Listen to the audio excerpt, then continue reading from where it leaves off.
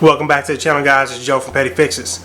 So today I got a video for you all. A case from Anidees has come through my desk once again, and I absolutely love their cases. But with this one, they've changed things up a little bit, and for the better. This is the Anidees AI Crystal Cube Mesh. They've made a lot of changes to the case. A lot of things that I like, but there's some things they can still work on. But we're going to go over all that in this video today. Stay tuned. As someone who's familiar with this company, Anidees has been making nice quality cases for a while now. I've done reviews on their cases before, but this one takes it up a notch. With this case, I won't be going over what I've previously gone over in the previous iteration. Instead, I'll give you the basics and go over any new enhancements that they've added to it. Starting on the outside of the case is the very familiar design. It's the same square boxy chassis we've all come to know and love. On the sides are tempered glass as always. There's an I/O panel which consists of two USB ports, 2.0 and 3.0 ports, a mic and a headphone input, the reset button, and fan speed controls. The panel that they sit on is actually reversible, so you can mount it on either side of the case that you want. On the front, they replaced the tempered glass panel with a new full frontal mesh. I personally think this looks much better than the glass, as it gives it not just style but functionality as well. Going around back, there's the I/O shield space for an 80mm fan, a 120mm fan, 7 PCIe slots, and 2 vertical PCIe slots, and room for the power supply. On top of the case, there's the same versatile fan mounting solution, which can take up to 4 120mm fans. As you can see, there's also a massive magnetic dust filter as well. Moving to the inside of the case, there's plenty of room to work with. The chassis is laid out in a very thought out way. There are 3 large rubber grommets to the right of where the motherboard sits. There's also a magnetic dust filter behind the front fans inside the case as well. Inside the case, you can see it comes equipped with a 120mm fan RGB that's installed in exhaust. Along the bottom of the case, there's room to mount a pump, and there's room for another 120mm fan. Underneath the fan, there's PCIe slots, and to the left of that, there's the newly included vertical mount. Very welcome inclusion for those of us who like to mount our cars vertically. Beneath that, there's a removable dust filter that slides in and out of the bottom of the case. Now let's move on to the other side of the case.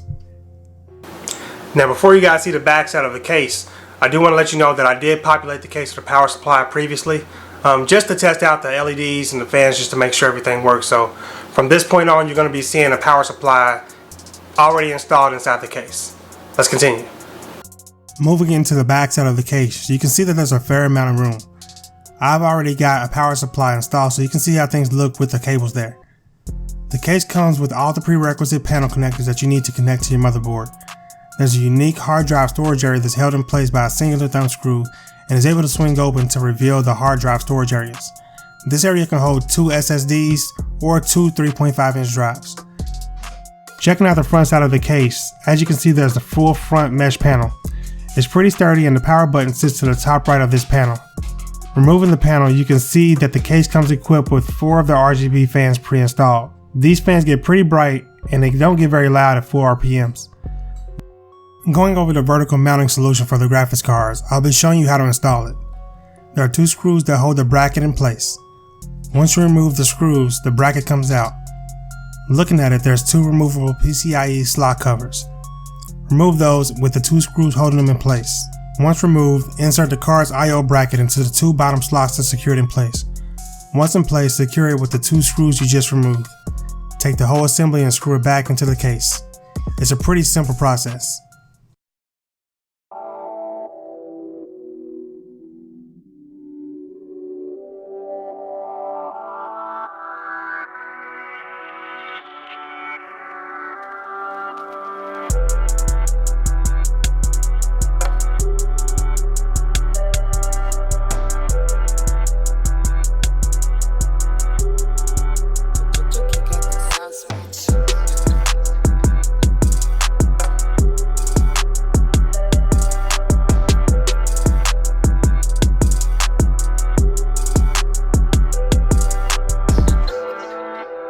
So as you guys can see, we got the computer all built and everything. The case was pretty easy to build in. I didn't have any problems building in the case. It's kind of confusing to get the vertical graphics card aligned correctly. I didn't actually read the instructions on how to do it, but once I found out how to do it, it was a breeze. It took like a minute, and I got it all set up. Motherboard fits fine. Everything powered on first try.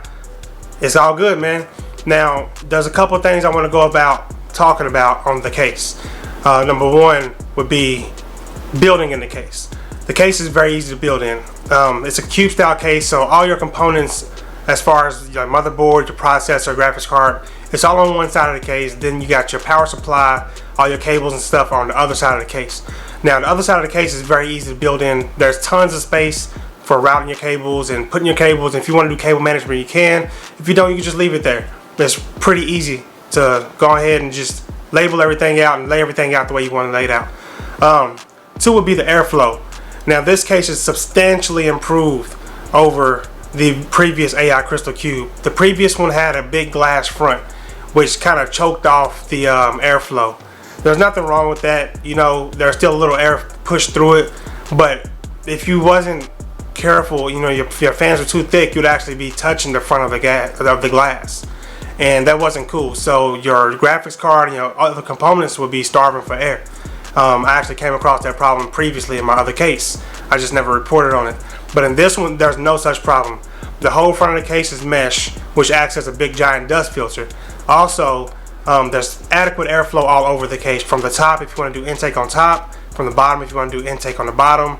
Or from the front, if you want to do intake on the front, which you're going to have to. So, those are the two things that I greatly appreciate about this case. Now, there is one caveat that I did come across. The one caveat, the one kind of build problem that I had was with the vertical graphics card. Now, the vertical graphics card, mounting it was pretty easy once you actually got down to it. As far as the stability of it, it is a little flimsy. I'm not gonna lie. Vertically, it's fine. You know, up and down movement there is non-existent. Now, wiggling it back and forth, yeah, there was a little bit of wiggle there, which may cause some concern for some people looking for a rigid mounting platform. But other than that, them are the only things I've ever seen negative about this case. I've had it for about a week. I've tested it, and we're all good. So with that said, guys, I'm going to go ahead and call this video quits. If you like this video, go ahead and drop me a like. Comment down in the comment box. Tell me what you like about this case, what you don't like about this case, or if you have questions about this case. I'm Joe from Petty Fixes. We'll see y'all in the next one.